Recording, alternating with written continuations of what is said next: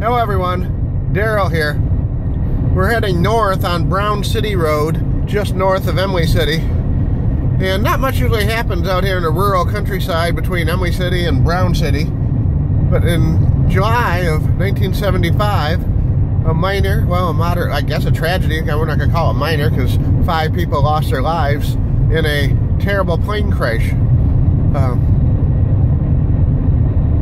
The United States military C-130 Hercules cargo plane crashed and burned here about 5 miles north, well, about 5 kilometers actually, it said north of Imlay City, and it's actually a little bit north and east.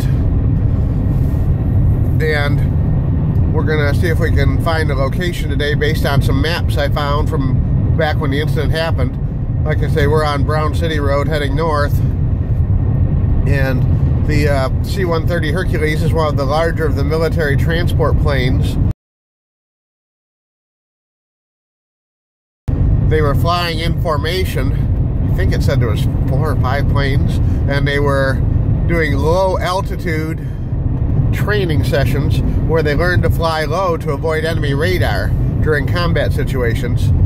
And they were flying at about 500 feet when one of the planes suddenly lost power, started to lose altitude, and one of its wings clipped a tree, causing the whole plane to catapult downward into the ground.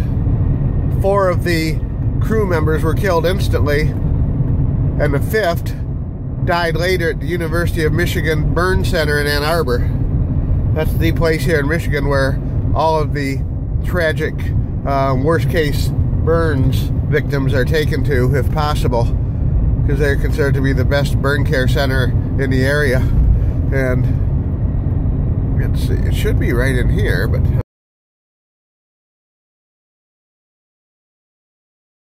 paths off the main road into the road, but according to the map it should be more obvious than that. But we're going to pull up here right where I think it was at. Anyway, we're just a little bit south of Shaw Road on Brown City Road. And according to, here we go, here's a spot. According to the Google Earth map and a couple of different aviation history websites, these little turnout right here is where it happened at. And possibly the second one here, next one here looks bigger. This looks like the right one. All right, not really much to see anyway, but I thought I'd come out here and talk about the incident a little, but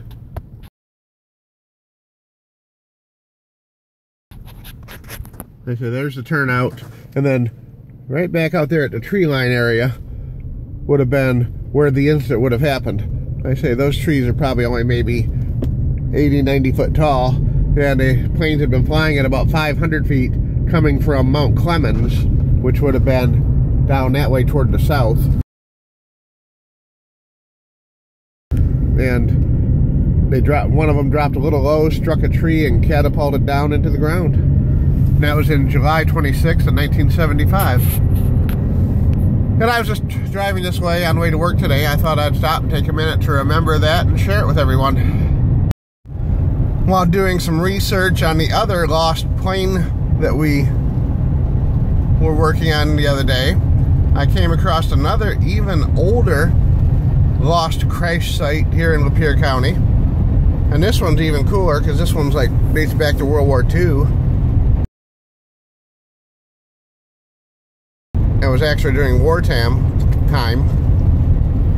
In Willow Run, Michigan, the Ford Motor Company had converted all their production to military supplies.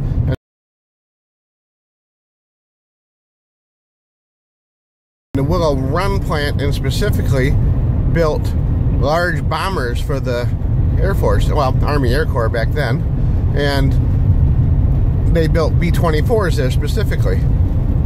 Every one of them was ran out on a test flight before being delivered to the Army. Well, one sad occasion, one of them actually crashed here in Almont, Michigan. And we're on Dryden Road, about a mile and a half east of Van Dyke Avenue. and we're going to scope out the location where the B-24 went down.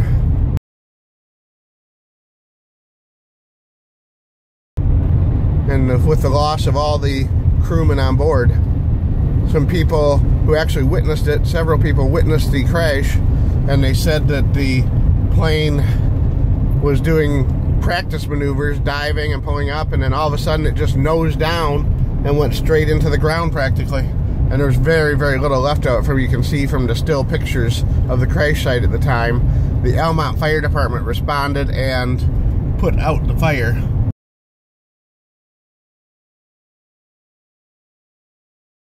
The plane crashed into a lightly wooded area.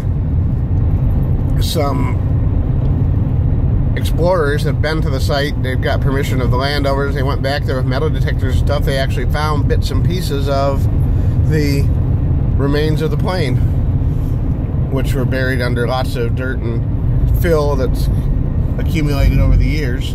But hang on, we're almost there. According to the sources I found in the Tri-City Times and some other places online, the crash site would have been back in that wooded area where the pines are, right back there.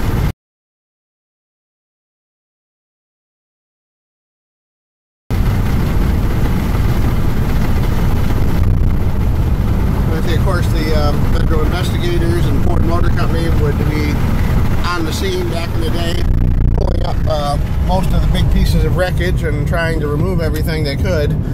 Some small fragments certainly remained, but well, here we are, the two farmhouses that would have been here at the time where people would have witnessed the crash. And there you go. The pictures, still pictures from back in the day, will tell a lot better of the story than I can. But